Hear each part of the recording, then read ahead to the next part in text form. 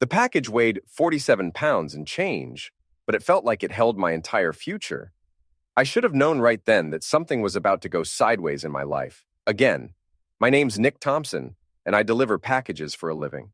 Not exactly the career trajectory I'd mapped out when I was 25 and married to the woman I thought would be my forever.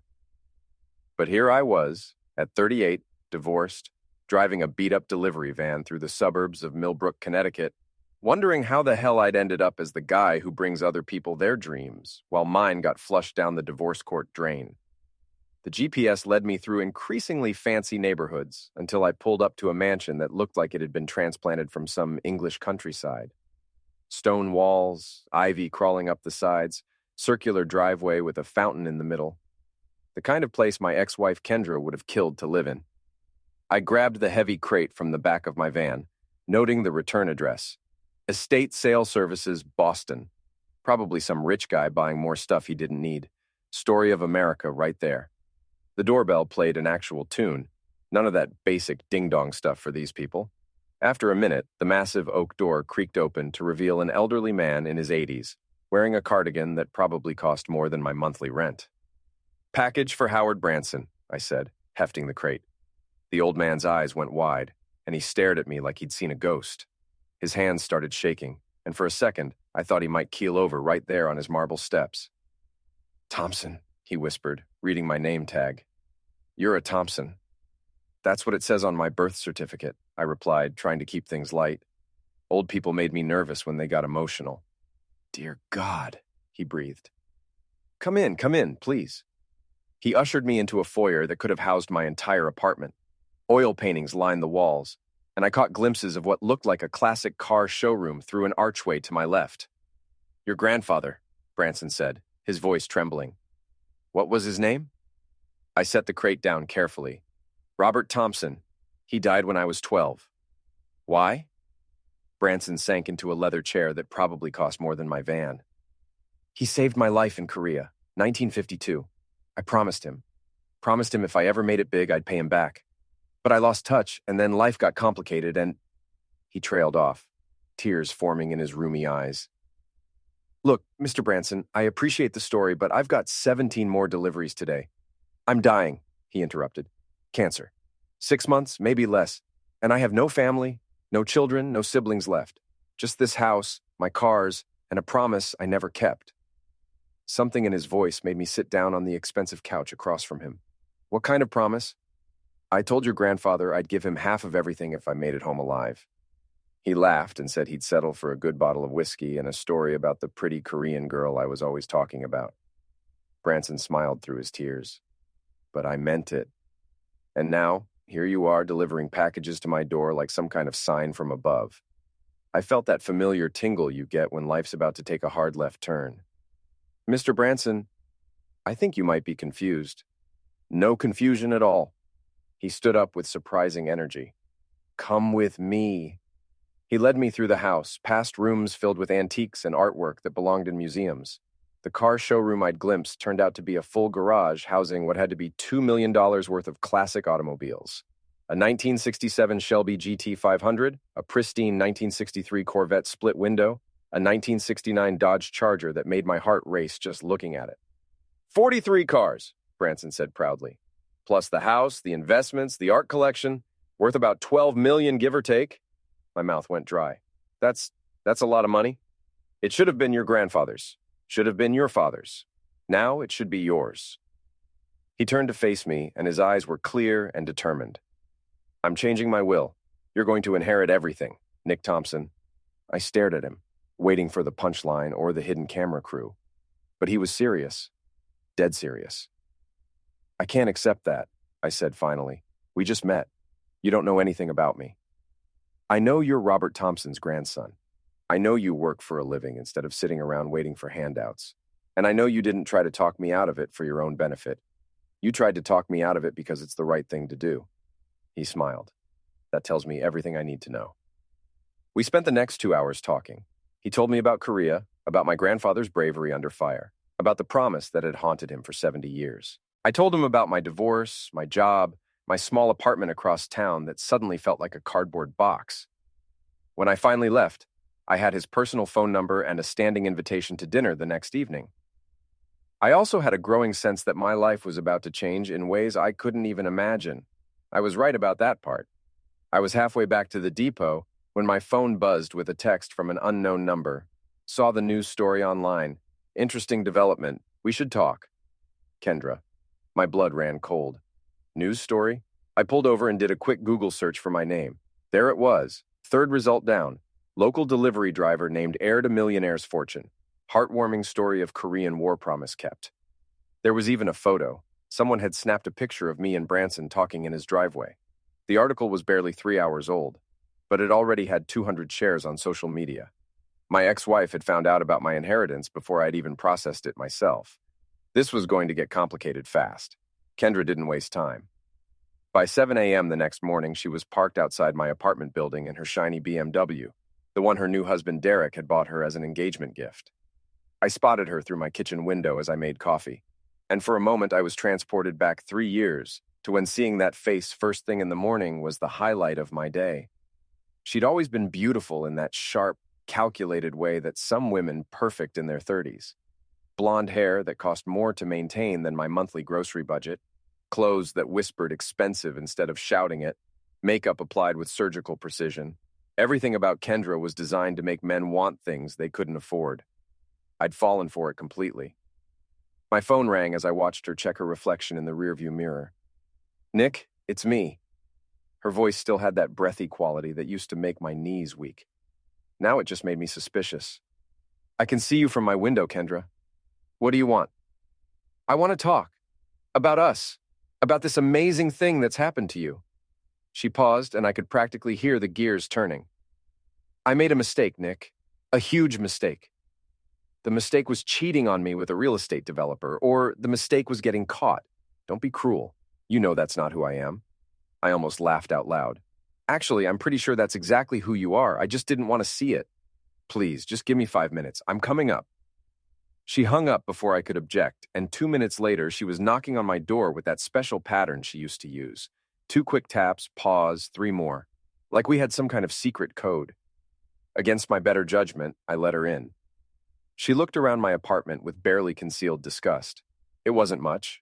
A 1-bedroom place with furniture from 3 different decades and a kitchen that belonged in a college dorm. But it was clean. It was mine. And the rent was manageable on a delivery driver's salary. Oh, Nick, she said softly. You deserve so much better than this. I had better. Then you decided you deserved better than me. She moved closer, and I caught a whiff of her perfume, the same expensive stuff she'd worn throughout our marriage. I was confused. Derek was persistent, and you were working so much, and I felt neglected. So you felt neglected right into his bed, multiple times for 6 months. Her perfect composure cracked just a little. I know I hurt you. I know I don't deserve forgiveness, but when I saw that article, when I realized what's happening to you, Nick, it's like the universe is giving us a second chance. The universe is giving me a second chance. You're just trying to cash in on it. That's not fair. She sat down on my couch, crossing her legs in that way that used to drive me crazy. I loved you. I still love you. You love the idea of $12 million. I love the idea of us having the life we always dreamed about, the house, the cars, the freedom to travel, to start a family. We were trying to start a family. Then you decided Derek's DNA was more appealing. She flinched like I'd slapped her. Good. I ended things with Derek, she said quietly. 2 weeks ago. I've been thinking about you, about us, and then this happened, and I knew it was a sign. I studied her face, looking for tells. Kendra had always been a decent liar, but I'd been married to her for 5 years. I knew her patterns. You're lying, I said. Derek didn't dump you. You're still wearing the engagement ring he bought you. Her hand flew to her left ring finger, where a 2-carat diamond caught the morning light. I forgot I was wearing it. You forgot a $5,000 ring? It's not about the money, Nick. It's always about the money with you, Kendra. That's why we're divorced. She stood up abruptly, and for a second I saw the real Kendra, the one who'd screamed at me during our last fight, who'd called me a loser with no ambition, who'd told me I'd never amount to anything. Fine, she snapped. Maybe it is about the money. So what? We were good together, Nick. We could be good together again. Better than good. We could be happy. We could be miserable together in a bigger house. Or we could be partners. Real partners this time. I have connections, business sense. I could help you manage this inheritance, invest it properly, turn 12 million into 20 million. I had to admit, there was something appealing about the fantasy. Kendra and me, back together, living in Branson's mansion, driving those classic cars, traveling the world. It was everything we'd talked about during the early days of our marriage when we were young and stupid and thought love could overcome anything. But I wasn't young and stupid anymore. What about Derek? I asked. What about him? Does he know you're here? Something flickered across her face. Fear, maybe, or guilt. Derek and I are over. What he knows or doesn't know isn't relevant. That's not an answer. It's the only answer you're getting. She moved toward the door, then turned back. I'm staying at the Marriott downtown, room 412. Think about what I said, Nick. Think about what we could have. After she left, I sat on my couch for a long time, staring at the spot where she'd been sitting. The apartment still smelled like her perfume. My phone buzzed with a text from my friend Sam, a cop I'd known since high school. Dude, saw the article. You're famous. Also, heads up, Derek Hall was asking questions about you at Murphy's Bar last night. Might want to watch your back. Derek Hall. Real estate developer, old money family, the kind of guy who'd never worked a real job in his life but somehow owned half the commercial properties in Millbrook. He was everything I wasn't. Tall, handsome in a country club way, connected, rich even before he met Kendra, and apparently he wasn't as out of the picture as Kendra wanted me to believe. I was getting dressed for my dinner with Branson when I heard the sound of breaking glass from the parking lot. I looked out my window and saw my delivery van with a spider web crack across the windshield. Someone had thrown a brick through it. Spray painted across the side of the van in red letters were the words, "Thompson's die broke." I called Sam, who came out to take a report, but we both knew nothing would come of it. No witnesses, no cameras, no fingerprints on the brick. This connected to your inheritance? Sam asked, photographing the damage. Probably. My ex-wife showed up this morning with some sob story about wanting me back. And you told her to take a hike? Something like that. Sam nodded approvingly. Good. Kendra Thompson was bad news when you were married to her. Kendra Hall is going to be worse. She's not Kendra Hall yet. Maybe not legally. But Derek's been telling people they're engaged for months. Either she's playing both of you, or she's playing you both. As Sam drove away, I stood in the parking lot looking at my vandalized van. The message was clear enough. Someone wanted me to know that my good fortune wasn't going to last. They were probably right about that, but they'd picked the wrong Thompson to mess with. Howard Branson's house looked different at night, more mysterious, more like the kind of place where fortunes were made and lost. I parked my rental car, the van was in the shop getting a new windshield, next to his fountain, and tried to shake off the feeling that I was being watched. Branson answered the door himself, dressed in a navy blazer and tie, like we were going to some fancy restaurant instead of eating dinner in his kitchen. Nick, right on time. I hope you're hungry. I had my housekeeper make enough food for 6 people. He led me through the house to a kitchen that was bigger than most people's entire apartments. A woman in her 50s was putting the finishing touches on what looked like a feast. This is Maria, Branson said. She's been taking care of me for 15 years. Maria, this is Nick Thompson, Robert Thompson's grandson. Maria smiled warmly and shook my hand. Mr. Branson has told me so much about your grandfather. He was a good man. So I'm learning. Over dinner, pot roast that melted in my mouth, mashed potatoes that were probably illegal in some states, and vegetables that actually tasted like vegetables, Branson told me more stories about Korea, about the night my grandfather had dragged him to safety after their position was overrun, about the promise Branson had made in a field hospital while doctors worked to save his shattered leg. I tried to find him after the war, Branson said, but Robert Thompson is a common name and he'd moved from the address I had. I hired private investigators in the 70s and 80s, but they never found the right Robert Thompson. He moved around a lot, I said. Construction work, always chasing the next job. What about your father? Died when I was 16, heart attack. He was only 42. Branson's face fell. I'm sorry, if I'd found him sooner. You can't blame yourself for that. Dad had a bad heart. Genetic thing, apparently. I get checked every year. Good. You're going to live a long, healthy life, Nick Thompson, and you're going to do it in style. After dinner, he showed me through the rest of the house. The car collection was even more impressive the second time around. Every vehicle perfectly maintained, most of them worth more than I'd made in the past 5 years combined. Pick one, Branson said suddenly. What? Pick a car, any car. I want you to have it now, tonight. Consider it a down payment on your inheritance. I stared at him. Mr. Branson, I can't. You can, and you will. I'm 83 years old, Nick. I can barely see well enough to drive to the grocery store, much less handle one of these beauties. They're just sitting here collecting dust when they should be out on the road, being driven by someone who appreciates them. My eyes went to the 1969 Dodge Charger, midnight black with white racing stripes, chrome that gleamed like mirrors. It looked like something out of a movie. That one, Branson said, following my gaze. Excellent choice. 440 cubic inch V8, 4-speed manual transmission. She'll do 0 to 60 in 5.1 seconds. He handed me the keys, and they felt warm in my palm. Take her for a drive. Get a feel for what real power is like. I drove that Charger for 2 hours, winding through the back roads of Millbrook like I was in some kind of dream. The engine rumbled like controlled thunder, and every shift of the gears sent vibrations through my entire body. This was what money could buy. Not just transportation, but transformation. When I got back to Branson's house, there were 2 police cars in the driveway. I found Branson in his study with 2 cops, one of whom I recognized as Detective Barnes, a gruff, no-nonsense guy who'd been working Millbrook PD for 20 years. Nick, Branson said, his voice shaky. Someone broke into the garage while you were gone. Broke in? How? Detective Barnes looked up from his notepad. Cut through the back door with some kind of power tool. Looks like they were after the cars, but the security system spooked them before they could take anything. Any idea who? Working on it. Mr. Branson says you've had some trouble since the news story came out. I told him about Kendra's visit and the vandalized van. Barnes wrote it all down, but his expression suggested he'd seen this kind of thing before. Sudden wealth brings out the worst in people, he said. You might want to think about hiring some private security until this dies down. After the cops left, Branson and I sat in his study drinking brandy that probably cost more per bottle than I made in a week. This is my fault, I said.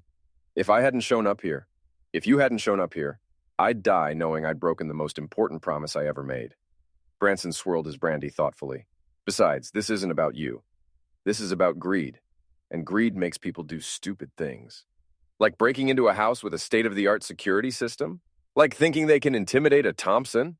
He smiled grimly. Your grandfather didn't scare easy either.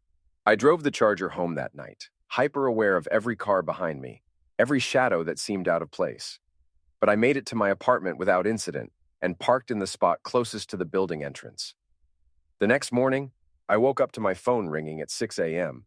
It was Branson, and he sounded terrified. Nick, you need to get over here, now. What's wrong?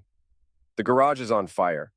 I threw on clothes and drove the Charger like I was qualifying for NASCAR. Fire trucks were already on scene when I arrived, their hoses trained on the garage that housed Branson's car collection. Smoke poured from the building, black and thick and carrying the smell of burning rubber and gasoline. Branson stood on his front lawn in his pajamas and robe, watching 15 years of collecting go up in flames. How bad? I asked. Bad. They think they saved maybe half the cars. The rest? He shrugged helplessly. I put my arm around his shoulders, and he felt fragile, like he might blow away in the wind. Insurance will cover it, I said. It's not about the money. Some of those cars were irreplaceable. The Shelby, the split-window Corvette, they're gone. Detective Barnes appeared at my elbow. Fire department says it was arson. Accelerant poured all over the back wall, probably gasoline. Same point of entry as last night's break-in. So whoever tried to steal the cars came back to destroy them instead? That's the theory. Though it could be someone else entirely. You make any other enemies lately? I was about to say no when I spotted a familiar BMW parked down the street. Kendra sat behind the wheel, talking animatedly on her phone. When she saw me looking, she ended the call and drove away quickly. Maybe, I said. Barnes followed my gaze, but the BMW was already gone. Want to tell me about it? My ex-wife. She's been persistent since the news story broke. Persistent how? She wants to get back together. Thinks we could be partners in managing my inheritance. Barnes snorted. And when you told her no? She didn't take it well. They never do. We'll look into it, but unless we find physical evidence linking her to the fire, there's not much we can do. The fire department worked for 3 more hours before they had it completely out. The damage was extensive. 6 cars destroyed completely, 4 more with smoke and water damage. The building itself was a total loss, but the charger was safe in Branson's regular garage, and that felt like a small victory. "I'm hiring security," Branson announced as we surveyed the wreckage. 24-hour protection. And I'm moving up the timeline on changing my will. I want everything legal and binding before whoever's doing this decides to escalate further. "You think they will?" He looked at me with eyes that had seen war and loss and the worst of human nature. "Nick, there's $12 million at stake. Of course they'll escalate." That afternoon, I got a text from an unknown number. "Nice car. Would hate to see something happen to it. We should talk." Derek Hall was apparently done playing games, so was I. The meeting was Derek's idea, but I picked the location. Murphy's Bar, a dive on the wrong side of Millbrook, where the beer was cheap, the lighting was dim, and half the customers were off-duty cops. If Derek wanted to threaten me, he'd have to do it in front of witnesses. He showed up 20 minutes late, probably trying to make some kind of power play. Derek Hall was the kind of guy who thought everything was a negotiation, including conversations. He looked exactly like what he was. Old money trying to dress down for the common folk. Expensive jeans that had probably been pre-distressed by some designer. A polo shirt that cost more than most people's car payments. And boat shoes that had never seen the inside of an actual boat. Everything about him screamed, "Trust fund, baby." "Nick Thompson," he said, sliding into the booth across from me. "The man of the hour." "Derek Hall," I replied. "The man who burns down garages." His smile never wavered, but something cold flickered in his eyes. "I don't know what you're talking about." "Sure you don't. Just like you don't know anything about my vandalized van or the break-in at Branson's house." "Millbrook's always had a crime problem, probably gang activity." I almost laughed. Millbrook's idea of gang activity was teenagers spray painting their initials on stop signs. "What do you want, Derek?" He signaled the bartender for a beer, then leaned back in his booth like he owned the place. "I want to make you an offer." "I'm listening." "Walk away from the old man's money, disappear for a while, take a vacation, visit family, whatever. Come back in 6 months when this is all blown over, and I'll cut you a check for $500,000. I sipped my beer slowly, letting him think I was considering it. $500,000 out of $12 million. That's generous math. It's more than you had last week, and it comes with the guarantee that you'll live to spend it. Is that a threat? It's a reality check. You're a package delivery guy, Nick. You drive a beat-up van and live in a one-bedroom apartment. You think you can handle the kind of attention that comes with serious money? The kind of people who will come out of the woodwork looking for a piece of it? People like you? People like me are the least of your problems." He leaned forward and I caught a whiff of expensive cologne mixed with something else. Fear, maybe, or desperation. "There are others who know about your situation. Others who won't be as reasonable as I am." "What others?" But Derek was already standing up, leaving a 20 on the table for his untouched beer. "Think about my offer, Nick. $500,000 tax-free, and you get to keep breathing. It's a good deal. And if I say no, then you'll find out just how unreasonable people can be." He walked out of Murphy's like he was walking out of a board meeting, confident and untouchable. But I'd seen the sweat on his forehead, the way his hands shook slightly when he reached for his wallet. Derek Hall was scared of something, and it wasn't me. I called Sam as soon as Derek left. "Can you run a background check on Derek Hall?" I asked. "Officially or unofficially?" "Whichever one gets me answers faster. I'll see what I can find. But Nick, be careful. Derek's got connections in this town. His family's been here for 4 generations, and they've got fingers in a lot of pies." "What kind of pies?" "The kind that can make problems disappear, or make people disappear." That night, I stayed at Branson's house.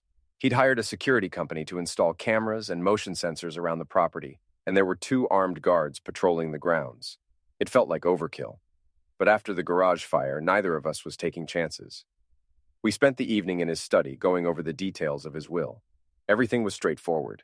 I'd inherit the house, the remaining cars, the art collection, and the investment portfolio. There were small bequests to Maria and a few charities, but the bulk of the estate would be mine. "My lawyer says we can have everything finalized by the end of the week," Branson said. "Once it's official, it'll be harder for anyone to contest." "You really think someone would try?" "I think $12 million makes people do crazy things. Better to have everything locked down legally." I was getting ready for bed in one of Branson's guest rooms when the security alarm went off. The sound was deafening, a piercing wail that seemed to come from every direction at once. I grabbed the baseball bat Branson had insisted I keep by the bed and ran downstairs. The security guards were already moving toward the back of the house, their flashlights cutting through the darkness. "Stay inside," one of them shouted over the alarm. "We've got movement in the east garden." Through the kitchen window, I could see their lights dancing across the landscaping. The alarm shut off abruptly, leaving my ears ringing in the sudden silence. Then I heard gunshots. 3 quick pops from somewhere near the garage ruins, followed by shouting. I ran toward the sound, ignoring the security guard's orders to stay put. I found one guard crouched behind a stone planter, speaking rapidly into his radio. "Shots fired, shots fired. We need police backup now." "Where's the other guard?" I asked. "Johnson went after them. Haven't heard from him since." We found Johnson 20 minutes later, unconscious but breathing, hidden in a cluster of bushes near the property line. He'd been hit in the head with something heavy, a tire iron maybe, or a crowbar. The paramedics said he'd have a concussion, but he'd live. Detective Barnes showed up with half the Millbrook police force, turning Branson's front lawn into a crime scene light show. "This is escalating fast," Barnes said, surveying the scene. "First vandalism, then breaking and entering, then arson, now assault with a deadly weapon. Whoever's behind this is getting desperate." "Or more confident," I said. "Either way, they're getting more dangerous." "You sure you don't want to take that vacation Derek Hall suggested?" I stared at him. "How do you know about that?" "Murphy's Bar has ears, and some of those ears belong to cops. Word gets around." Barnes lit a cigarette, which probably violated about 6 department policies. $500,000's not a bad offer, considering. Considering what? Considering the alternative might be a funeral. I left Barnes to his investigation and went to check on Branson. I found him in his study, sitting in his leather chair with a glass of brandy and a shotgun across his knees. "You okay?" I asked. "I'm angry," he said quietly. "Your grandfather didn't survive Korea so his grandson could be terrorized by small-town thugs. Maybe I should take Derek's offer. $500,000 is more money than I've ever dreamed of having." Branson looked at me with disappointment. "Is that what you really want?" I thought about it. A week ago, $500,000 would have seemed impossible. Now it felt like settling. "No," I said. "But I don't want you getting hurt because of me."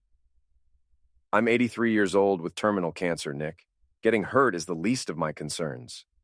He patted the shotgun. "Besides, I didn't live through 2 wars to be intimidated by Derek Hall and his hired help." The next morning brought news that changed everything. Sam called while I was having breakfast with Branson. "You need to see this," he said. "Derek Hall's in serious financial trouble. His real estate company is leveraged to the hilt, and he's got creditors circling like vultures. Word is he needs a big cash infusion in the next 30 days, or he's going to lose everything." "How big?" "7 figures. Maybe 8. I hung up and looked at Branson, who'd been listening to my side of the conversation. "So Derek needs money fast," I said, "and you're about to inherit $12 million. But not if something happens to me before the will is finalized." Branson nodded grimly. "In which case, the estate would go to probate and Derek would have time to figure out another angle. Maybe claim that Kendra has some right to it as your ex-wife. Can she do that?" "Probably not legally, but she could tie things up in court for years. And Derek strikes me as the kind of man who thinks every problem can be solved with the right lawyer." That afternoon, while Branson was meeting with his attorney, I got a call from an unknown number. "Nick Thompson?" The voice was muffled, like someone was talking through cloth. "Who is this?" "Someone who wants to help you. Meet me at the old textile mill on River Road. Come alone and come now, or Howard Branson dies." The line went dead.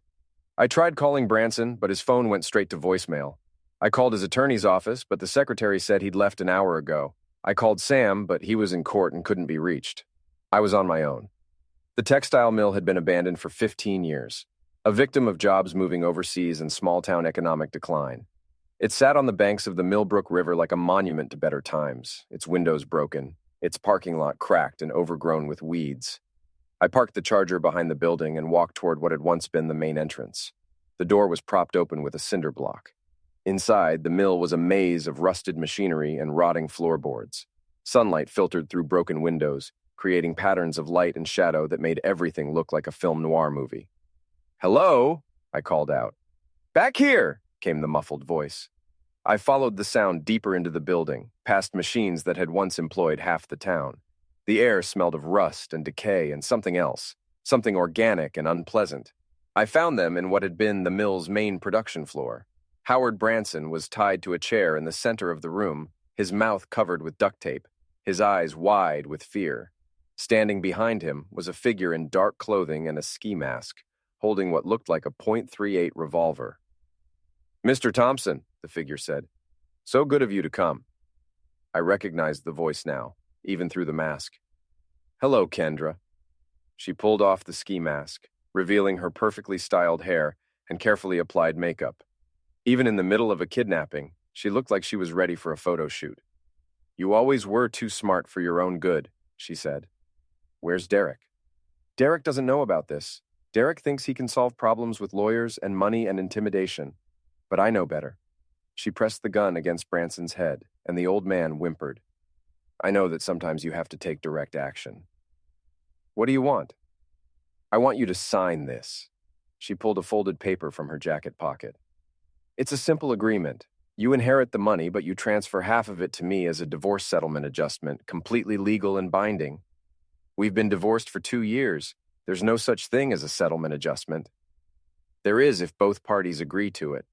And you're going to agree because if you don't, poor Mr. Branson is going to have an unfortunate accident." I looked at Branson, who was trying to communicate something with his eyes. He kept glancing toward his jacket pocket.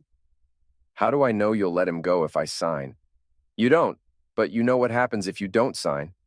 I took a step closer, and Kendra immediately pressed the gun harder against Branson's head. "Stay where you are, Nick. I don't want to hurt him, but I will if I have to." "You're going to kill him anyway. You can't let him live after this." "Maybe, maybe not. That depends on how cooperative you are." Branson made a muffled sound behind the tape, and his eyes darted toward his pocket again. This time I understood. He was trying to tell me something about what was in his jacket. "Okay," I said. "I'll sign, but I want to read it first." Kendra smiled triumphantly. "Of course. I wouldn't want you to sign anything you didn't understand." She took a step toward me, holding out the paper with her left hand while keeping the gun trained on Branson with her right. It was exactly the mistake I'd been hoping for. I grabbed her left wrist and yanked her forward, using her momentum to spin her away from Branson. The gun went off, the bullet whining off a piece of machinery, and then we were wrestling for control of the weapon. Kendra was stronger than she looked, but I had 50 pounds on her and a lot more motivation. I managed to twist the gun out of her hand, and it skittered across the floor into the shadows. "You bastard!" she screamed, clawing at my face with her manicured nails. I pushed her away and ran to Branson, pulling the tape from his mouth while keeping one eye on Kendra. "My pocket!" Branson gasped. "Phone. I called the police before she brought me here." In the distance, I could hear sirens approaching. Kendra heard them too. She looked around wildly, then ran toward the back of the building. I started to follow, but Branson grabbed my arm. "Let her go," he said. "Let the police handle it." But when the police searched the building and the surrounding area, Kendra Thompson Hall was nowhere to be found. Detective Barnes found Kendra's gun in the mill's basement, along with enough evidence to issue a warrant for her arrest. But finding her was proving to be another matter entirely. "She's not at her apartment, not at Derek's house, and not at any of the hotels in town," Barnes said, updating me and Branson at the police station. "Her car's been abandoned in the parking lot of the Millbrook Mall. We're treating her as armed and dangerous." "What about Derek?" I asked. "Is he involved in this?" "He's got an alibi for the kidnapping. He was in a meeting with his bankruptcy attorney all afternoon, but that doesn't mean he didn't know what she was planning." Branson shifted uncomfortably in his chair. The kidnapping had taken a toll on him. He looked older, more fragile, like the stress was accelerating his illness. "I want to go home," he said. "I want to finish changing my will, and I want this whole business settled." "Mr. Branson, with respect, your house might not be the safest place right now," Barnes said. "It's my house, detective, and I'm not going to spend what time I have left hiding in a hotel room." Barnes looked at me. "What about you? You could stay somewhere else until we catch her." "I'm staying with Mr. Branson. Someone needs to watch his back." "Then you're both idiots," Barnes said bluntly, "but I can't force you to be smart." We went back to Branson's house with a police escort and enough security equipment to protect a small embassy. The insurance company had already started rebuilding the garage, and the sound of construction mixed with the electronic beeping of motion sensors created a constant background noise that set everyone on edge. That evening, Branson's lawyer came by to finalize the will. Everything was signed, witnessed, and notarized within an hour. Barring some legal miracle, I was now set to inherit one of the largest estates in Millbrook's history. "How does it feel?" Branson asked, after the lawyer left. "Surreal. This time last week, my biggest financial worry was whether I could afford to fix my van's transmission. And now? Now I'm worried about staying alive long enough to enjoy it." Branson poured himself a brandy. His doctor had told him to avoid alcohol, but he'd decided that terminal cancer gave him certain privileges. "Your grandfather would be proud of you, you know. For getting kidnapped, for not backing down, for protecting an old man you barely know, for doing the right thing when it would have been easier to take Derek's money and disappear." I thought about that. Maybe I'm just too stubborn to know when I'm beaten. Stubbornness is an underrated virtue, especially when you're dealing with people like Derek and Kendra. My phone buzzed with a text from Sam. "Need to see you. Important. Meet me at Murphy's in an hour. Come alone." I showed the message to Branson, who frowned. "Could be a trap," he said. "Sam's a cop. He's been my friend since high school. Kendra was your wife for 5 years. People change, Nick. Money changes them." But I trusted Sam, so I drove the Charger to Murphy's, checking my rearview mirror every few blocks to make sure I wasn't being followed. Sam was already there, nursing a beer in our usual booth. He looked nervous, which wasn't like him. "What's so important?" I asked, sliding in across from him. "I've been digging into Derek Hall's finances, like you asked. What I found, it's bad, Nick. Really bad." "How bad?" "He doesn't just owe money to banks. He owes money to some very unpleasant people, the kind who collect debts with baseball bats." I felt a chill run down my spine. "You're talking about organized crime?" "I'm talking about Tony Marconi and his associates.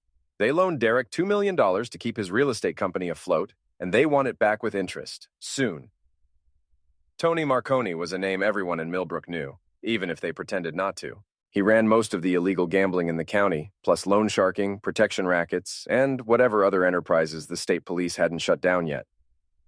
"So, Derek's desperate," I said. "Beyond desperate, and desperate people do desperate things." Sam leaned forward.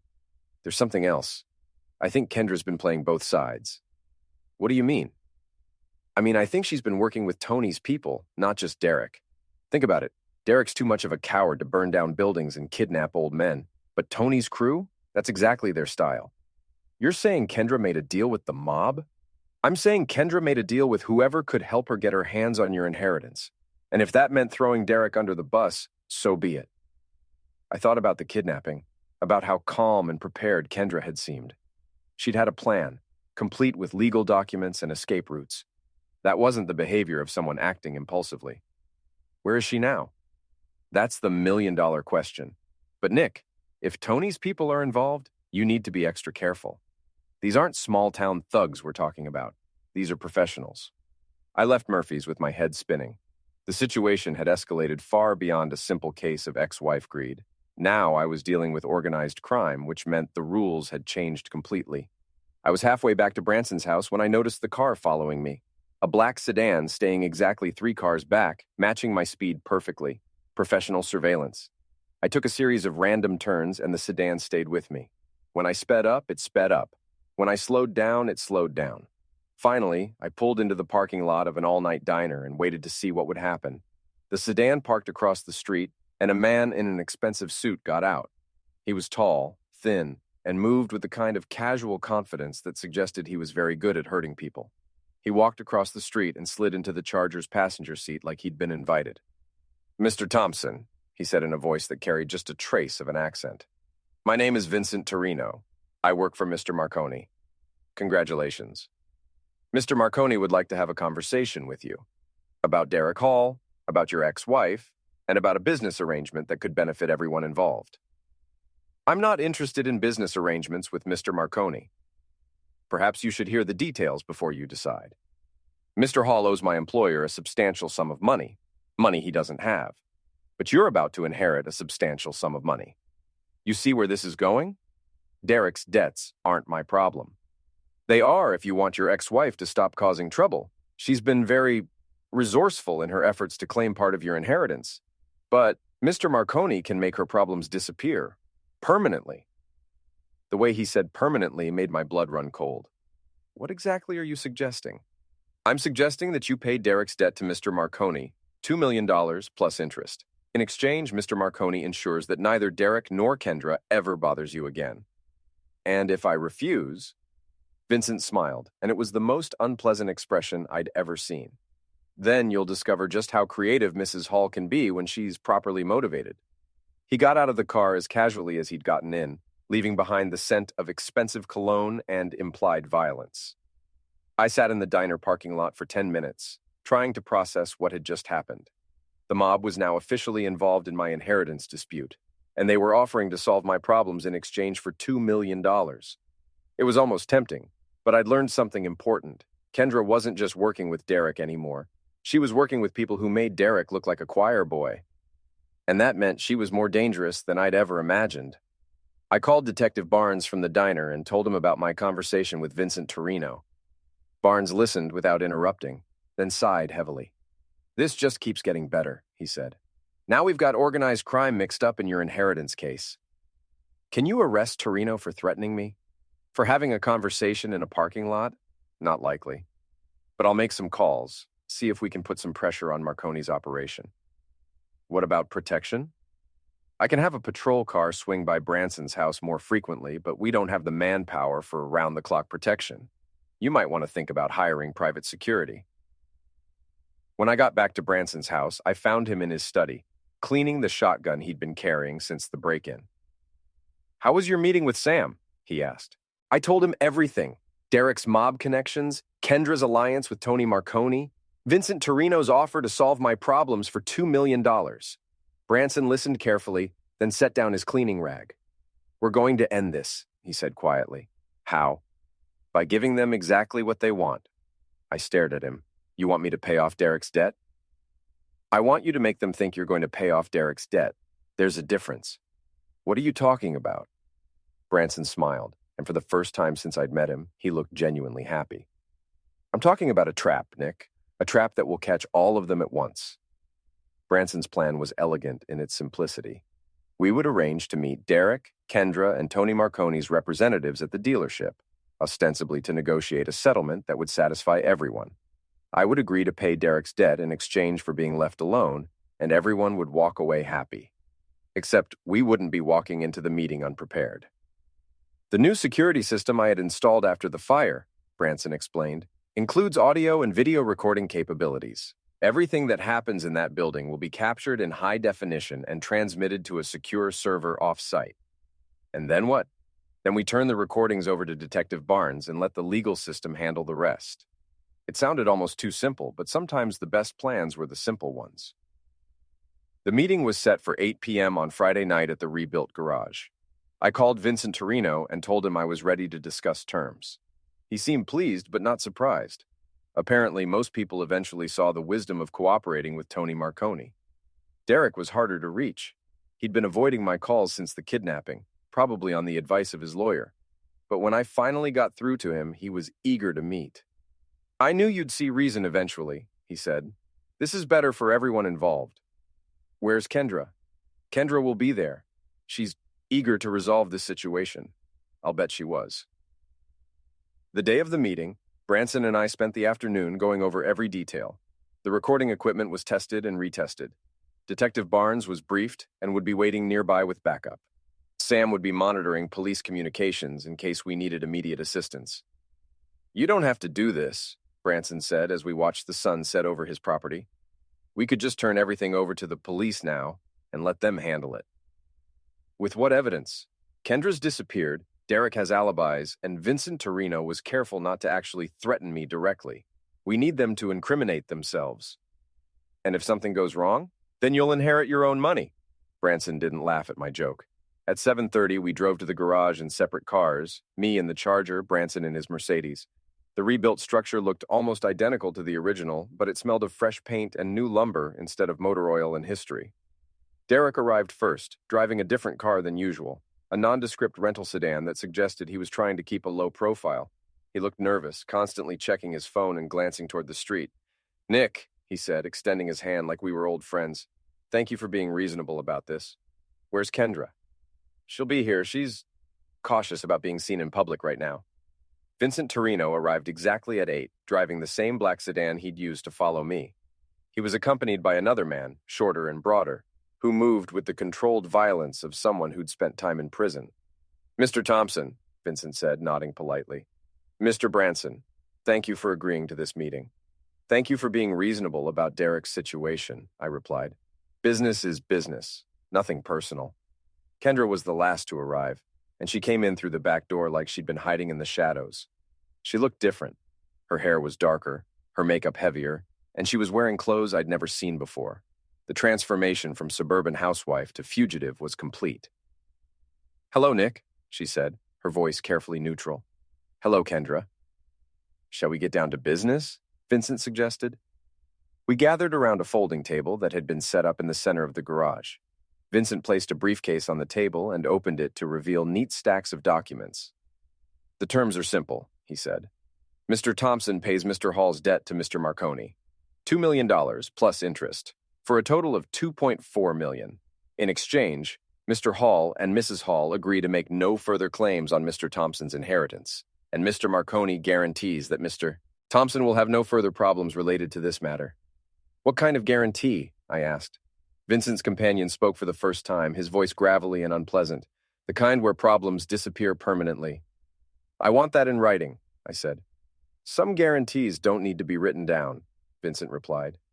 "They're understood." Derek leaned forward eagerly. "This solves everyone's problems, Nick. I get out of debt, you get peace of mind, and we can all move on with our lives." "What about Kendra? She kidnapped Mr. Branson. That's not something that just gets forgotten." Kendra spoke up for the first time. "That was a misunderstanding. I was desperate and I made a mistake. But if this agreement goes through, I'm prepared to turn myself in and face the consequences." I looked at Branson, who gave an almost imperceptible nod. The recording equipment was capturing everything. "Okay," I said. "I'll pay the debt. But I want some assurances first." "What kind of assurances?" Vincent asked. "I want to know that this is really the end of it. That 6 months from now, Derek isn't going to come back asking for more money. That Kendra isn't going to try some other scheme to get her hands on my inheritance." Derek started to answer, but Vincent held up a hand to silence him. "Mr. Thompson, let me be very clear about something. Once you pay this debt, you become a friend of Mr. Marconi, and Mr. Marconi protects his friends. If anyone tries to cause problems for you after this agreement is finalized, they will answer to Mr. Marconi personally." "Including Derek and Kendra?" "Including everyone." Kendra shifted uncomfortably. "Nick, you have to understand. I never wanted things to go this far. The kidnapping, the fire, all of it, that wasn't supposed to happen." "Then what was supposed to happen?"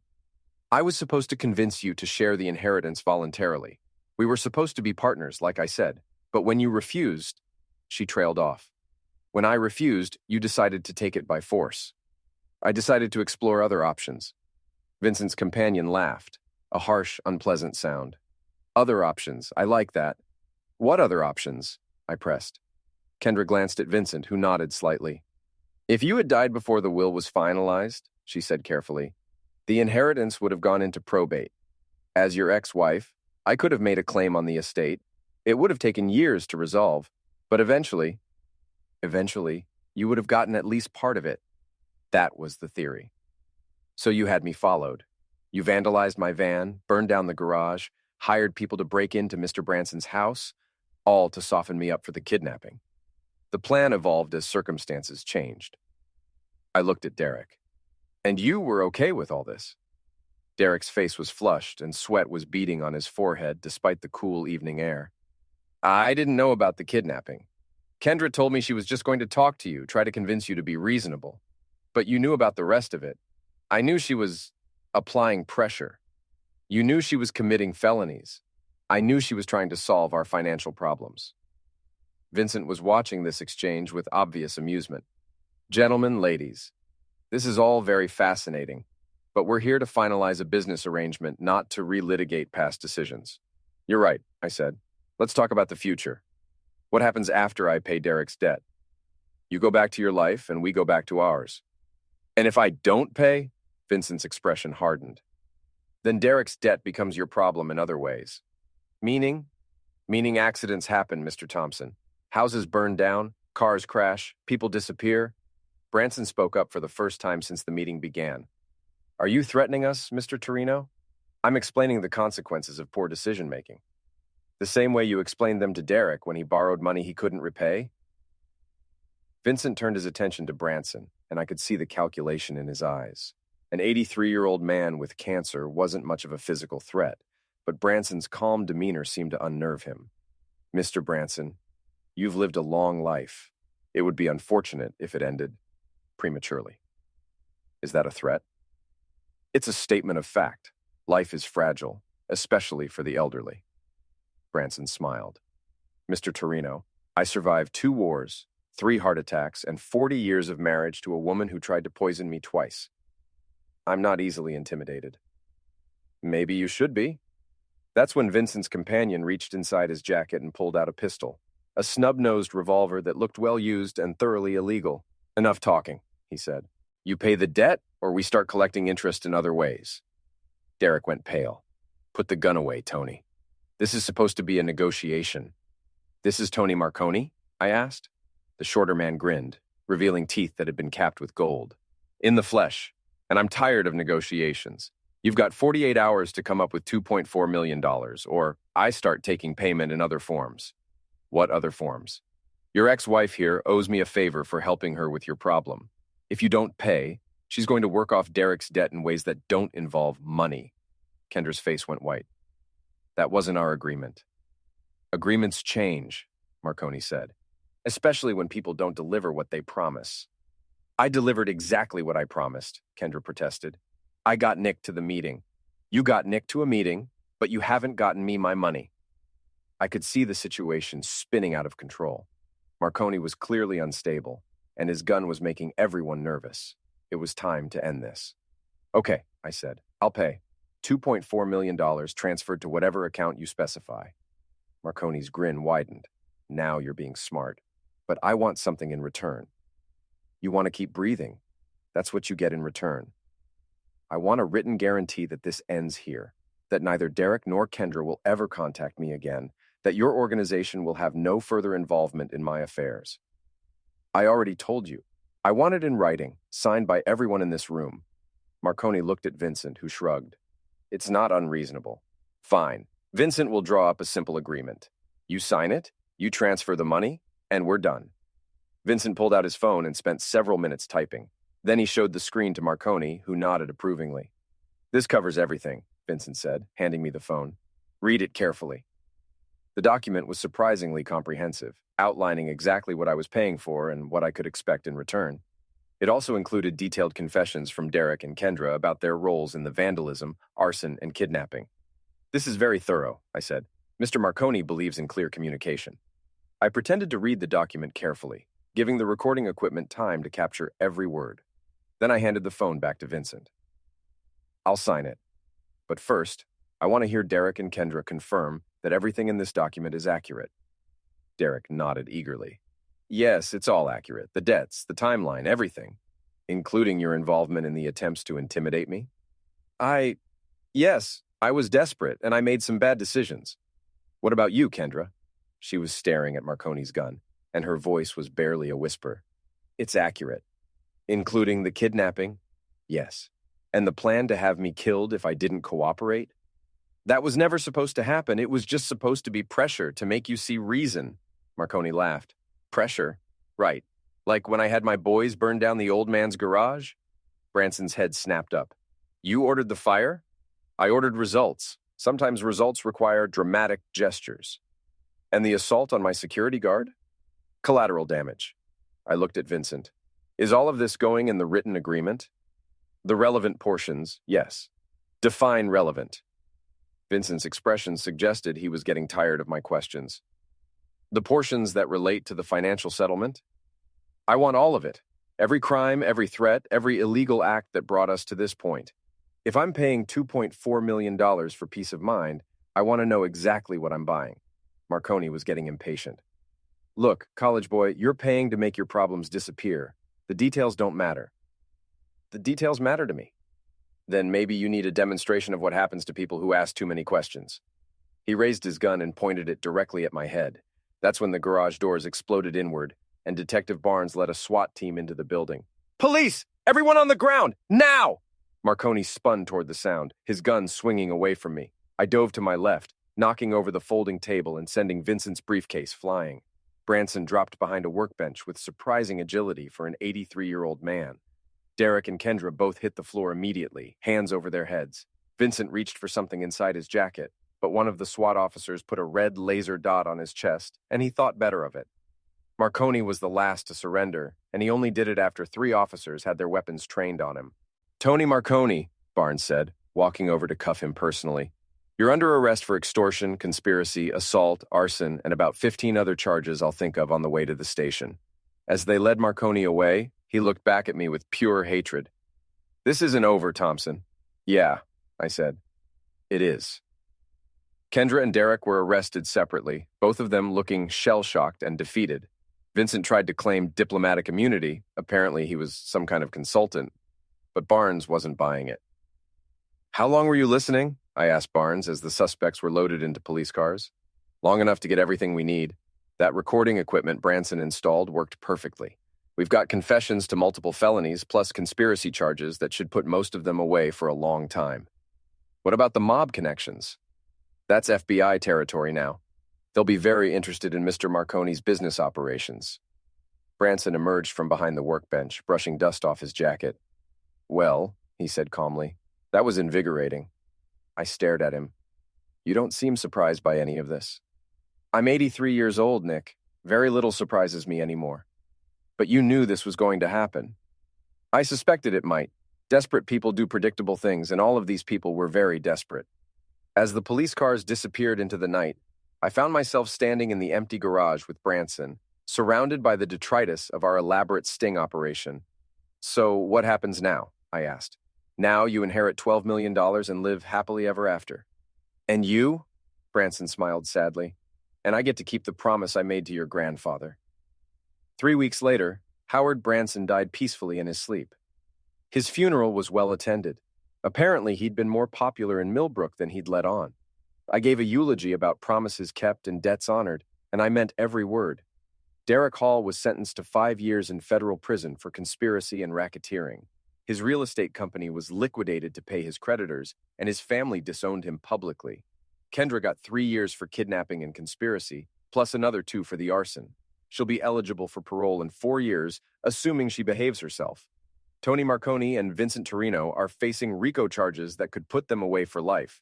The FBI raided Marconi's operations and found enough evidence to indict half the organized crime figures in New England. As for me, I'm still getting used to being rich. I kept Branson's house and his car collection, and I've started a small foundation that provides scholarships for the grandchildren of military veterans. It seems like something my grandfather would have approved of.